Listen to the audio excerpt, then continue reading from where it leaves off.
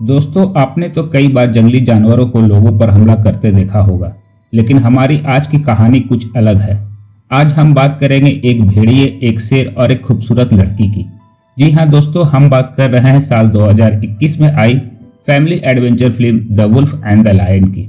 इस दिल छू लेने वाली कहानी की शुरुआत होती है एक जंगल से, जहाँ कुछ शिकारी एक शेरनी को मारकर उसका बच्चा चुरा लेते हैं और उस बच्चे को पिंजरे में कैद करके एक हवाई जहाज से ले जा रहे होते हैं। सीन यहीं कट हो जाता है। अगले सीन में हम एक 25 साल की लड़की एल्मा को देखते हैं, जो एक पियानिस्ट बनना चाहती है। आज वो एक आइलैंड पर घूमने जा रही है।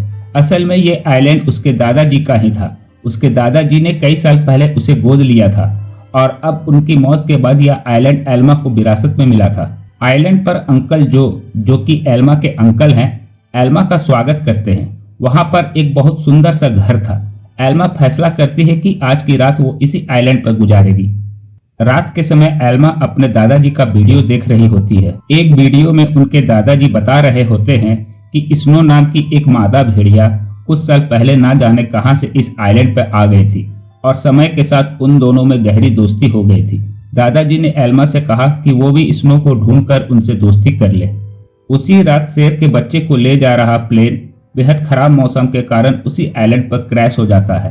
क्रैश की आवाज सुनकर एल्मा डर जाती है और बाहर जाकर देखती है, लेकिन वो आइलैंड काफी बड़ा था और रात भी काफी हो चुकी थी। अगली सुबह चार्ल्स और अली नाम के दो नौजवान वहां आते हैं और स्नो को कैद करने के लिए जाल बिछाते हैं। ये लोग भेड़िए के पार्क के मालिक के लिए स्नो को पकड़ना चाहते थे और कुछ देर बाद स्नो जाल में फंस जाती है, लेकिन अपनी सूझबूझ से चार्ल्स और अली के आने से पहले ही वो जाल काटकर भाग निकलती है। फिर वो दौड़कर आइलैंड की दूसरी ओर जा पहुंचती है, जहां उसकी मुलाकात एल्मा से होती है। पहले तो एल्मा घबरा जाती है, लेकिन फिर उसे अपने दादाजी की बात याद आती है और तभी स्नो एल्मा को अपने पीछे आने का इशारा करती है। एल्मा पीछे पीछे चलने लगती है। कुछ देर बाद एल्मा प्लेन क्रैश की जगह पर पहुंच जाती है।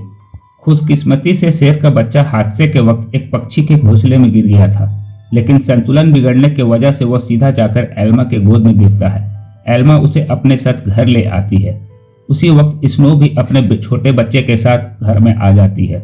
घर में 3 प्यारे जानवरों को देखकर एल्मा बहुत खुश होती है। वह तुरंत अंकल जो को सारी बातें बताती है, लेकिन वो एल्मा से कहते हैं कि इन खतरनाक जानवरों को घर में रखना ठीक नहीं है, तुम्हें इन्हें जू वालों को दे देना चाहिए।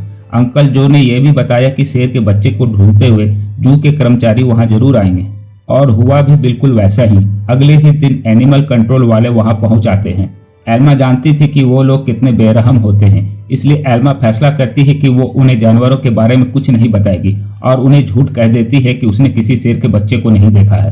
घर आने पर एल्मा देखती है कि स्नो अपने बच्चे के साथ साथ शेर के बच्चे को भी दूध पिला रही थी। इसे देखकर एल्मा काफी खुश होती है, क्योंकि अब स्नो दोनों बच्चों का ख्याल रख रही थी। जैसे जैसे दिन बीतते गए, दोनों बच्चों में दोस्ती बढ़ती गई। एल्मा भेड़िए के बच्चे का नाम जैक और शेर का बच्चे का नाम ड्रीमर रखती है। उधर अंकल जो हमेशा चिंतित रहते थे। उन्हें डर था कि कहीं यह जंगली जानवर एल्मा को कोई नुकसान ना पहुंचा दे, लेकिन इसी तरह कुछ महीने गुजर गए और अब जैक और ड्रीमर दोनों बच्चे थोड़े बड़े हो चुके थे। एल्मा उन्हें आइलैंड पर घुमाने ले जाती और अपने दादाजी की पसंदीदा जगह पर उनके साथ खेला करती। बदकिस्मती से एक दिन जब एल्मा अपने पियानो के ऑडिशन के लिए शहर गई होती है, तभी पीछे से वो भेड़िए के पार्क वाले आइलैंड में घुस आते हैं और इस बार वो स्नो को कैद करके अपने साथ ले जाते हैं। उधर एल्मा का सिलेक्शन भी हो जाता है और वो ये इस बात से बेहद खुश होती है, लेकिन जब वो घर लौटती है तो उसके होश उड़ जाते हैं। उसके घर का सारा सामान बिखरा हुआ था, क्योंकि दोनों बच्चे भूख की वजह से परेशान हो गए थे। एल्मा स्नो को ढूंढने के लिए पूरा आइलैंड छान मारती है, पर स्नो तो वहां थी ही नहीं। अब उसे ही बच्चों का पेट भरना था, इसलिए उसे ना चाहते हुए भी अपनी पियानिस्ट की नौकरी छोड़नी पड़ी। एक दिन अंकल जो फिर उसे वहां आए और खूंखार जानवरों को अब तक वहां देखकर गुस्से में भर गए। उन्होंने एल्मा से उसी वक्त जानवरों को जू में भेजने के लिए कहते हैं, लेकिन एल्मा उन्हें समझाती है कि उनके दादाजी की यही इच्छा थी कि वो जानवर उनके साथ रहे और फिर जू वाले ना जाने इन मासूमों के साथ क्या क्या करें। अंकल जो भी मान जाते हैं और एल्मा को गले से लगा लेते हैं। अब उनका सारा समय जानवरों को खाना खिलाने और उनका पूरा ध्यान रखने में जाता था। एल्मा जैक और ड्रीमर से बहुत प्यार करती थी और बदले में ये दोनों भी एल्मा पर जांग छिड़कते थे। देखते ही देखते 1 साल गुजर गया और अब दोनों जानवर बड़े हो गए थे। अंकल जो शहर से उनके लिए मांस लाया करते थे, लेकिन उनके पास जाने से में उन्हें डर लगता था। उन्होंने फिर से एल्मा को समझाया कि इनके साथ रहना खतरे से खाली नहीं है, लेकिन एल्मा किसी कीमत पर उन्हें छोड़ने को तैयार नहीं थी। एक दिन एक माँ बेटी कश्ती में आइलैंड के नजदीक आते हैं। उन्हें देखकर जैक उनके पास जाने लगता है। जैसे ही एल्मा ये सब देखती है, वो जैक को रोकने के लिए उसके पीछे भागती है, लेकिन वो एक पत्थर से टकराकर नीचे गिर जाती है और उसके सिर में चोट लगने की वजह से उसी वक्त बेहोश हो जाती है। वो माँ बेटी ये सब नहीं देख पाती और कश्ती में वापस चली जाती है। कुछ ही देर में जैक और ड्रीमर एल्मा के पास आते हैं और उसे उठाने की बहुत सी कोशिश करते हैं, लेकिन कोई फायदा नहीं होता। वो कई घंटों तक जोर जोर से आवाजें लगाकर मदद के लिए पुकारते रहते हैं, लेकिन कोई नहीं आता। जल्द ही रात हो जाती है और दोनों जानवर एल्मा से लिपट कर बैठ जाते हैं और पूरी रात जाग कर एल्मा को गर्माहट देते रहते हैं। अगली सुबह अंकल जो एल्मा को कई बार कॉल करते हैं, लेकिन उन्हें कोई जवाब नहीं मिलता है। वो समझ जाते हैं कि कुछ तो गड़बड़ जरूर है। वो तुरंत आइलैंड पर पहुंचते हैं। उन्हें डर होता है कि जंगली जानवरों ने एल्मा पर हमला कर दिया होगा, इसलिए उन्होंने एनिमल कंट्रोल वालों को भी कॉल कर दिया था। लेकिन जब उन्हें एल्मा बेहोश मिलती है और जानवरों को उसकी रक्षा करते देखते हैं, तो उन्हें अपनी इस हरकत पर बहुत पछतावा होता है। इसके बाद जब एल्मा को हॉस्पिटल ले जाया जाता है, तो डॉक्टर उन्हें बताते हैं कि अगर जैक और ड्रीमर ने उसे गर्माहट ना दी होती तो शायद वो आज जिंदा ही ना होती। उधर एनिमल कंट्रोल वाले जैक को पकड़ कर ले जाते हैं और चार्ल्स को सौंप देते हैं। उन्हें एहसास हो गया था कि जैक स्नो का ही बच्चा है। वहीं ड्रीमर को एलन नाम के एक आदमी को बेच दिया गया, जो एक जू चलाता था। एलन बहुत बेरहम आदमी था, जो अक्सर अपने जानवरों को पीटा करता था, लेकिन अपने बाप के बिल्कुल उलट उसका बेटा रफा बहुत नरम दिल का था। जल्द ही उसकी दोस्ती ड्रीमर से हो जाती है, लेकिन कुछ ही दिनों में बेचारे ड्रीमर को कई तरह की नशीली दवाइयां देकर सर्कस में करतब करने के लिए मजबूर किया जाता है। ड्रीमर ने अब तक की सारी जिंदगी मजे से आइलैंड में गुजारी थी, लेकिन इन बेरहम लोगों की वजह से उसके ऊपर काफी बुरा असर पड़ा था। इसलिए रफा अक्सर उसके पास उसे शांत करने जाया करता था। उधर हॉस्पिटल में एल्मा होश में आते ही अंकल जो से जैक और ड्रीमर के बारे में पूछती है। अंकल जो भारी दिल से उसे सारा सच बता देते हैं। जैसे ही एल्मा हॉस्पिटल से बाहर आती है, वो सीधा एनिमल कंट्रोल के दफ्तर पहुंचती है। वहां पहुंचकर उसे पता चलता है कि जैक को भेड़िए के पार्क में भेज दिया गया है और ड्रीमर को उन्होंने एक सर्कस ग्रुप को दे दिया है। ये सुनते ही एल्मा गुस्से से भर जाती है और ऑफिसर पर चिल्लाने लगती है, लेकिन अंकल जो उन्हें शांत कराकर वापस ले आते हैं। कुछ समय बाद एल्मा अली को फोन करके जैक का हाल चाल के बारे में पूछती है। अली उसे बताता है कि जैक बहुत खुश है और यहाँ उसने कई सारे दोस्त बना लिए हैं। इससे एल्मा को थोड़ी तसल्ली मिलती है, लेकिन अब भी वो ड्रीमर के लिए बेहद परेशान थी। अगले कुछ हफ्तों तक वो शहर के हर एक सर्कस में जाती है और सबसे ड्रीमर के बारे में पूछताछ करती है, लेकिन कुछ पता नहीं चलता। उधर सर्कस ग्रुप जल्द ही स्टार लायन के नाम से मशहूर हो जाता है। एक दिन ड्रीमर का सर्कस ग्रुप भेड़िए के पार्क पास से गुजर रहा होता है और जैक ये सब देख रहा होता है। वो तुरंत अपने बचपन के दोस्त को पहचान लेता है और अपनी सूझबूझ से पिंजरे से बाहर निकल जाता है। अली ये सब देख रहा होता है। वो समझ जाता है कि जैक बेहद समझदार है और वो जरूर कुछ न कुछ ढूंढ रहा है। जैक वहां तक पहुंच जाता है जिसे वो ढूंढ रहा था।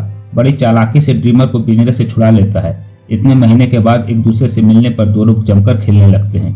जब एलन को ड्रीमर के भागने का पता चलता है, तो गुस्से में बेहोश करने वाली बंदूक निकाल लेता है।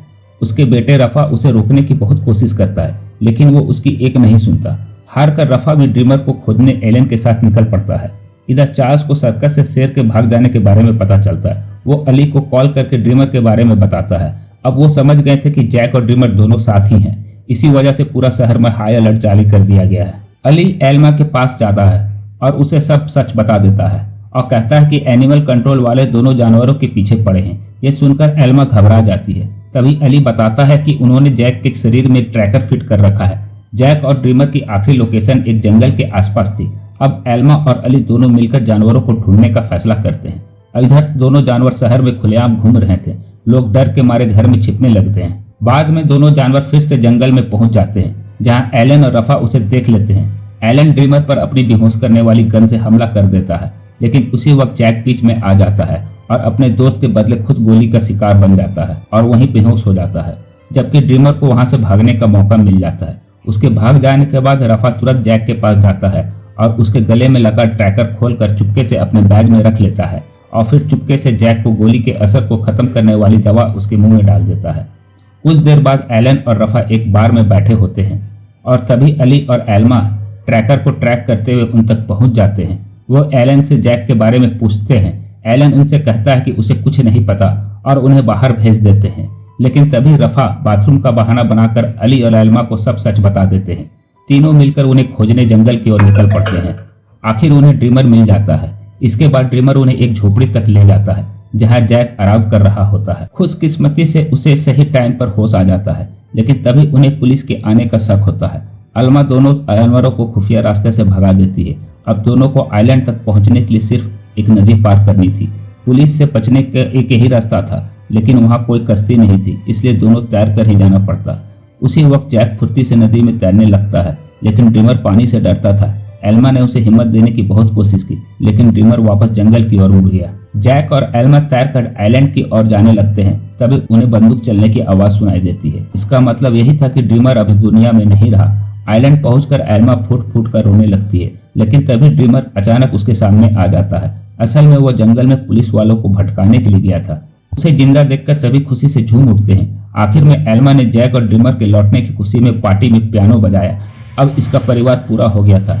अंत में एल्मा ने सबको अपने प्यारे जानवरों की कहानी बताई, जिससे सभी लोग के दिल भर गया और फिर तीनों खुशी खुशी एक बार फिर से साथ रहने लगे।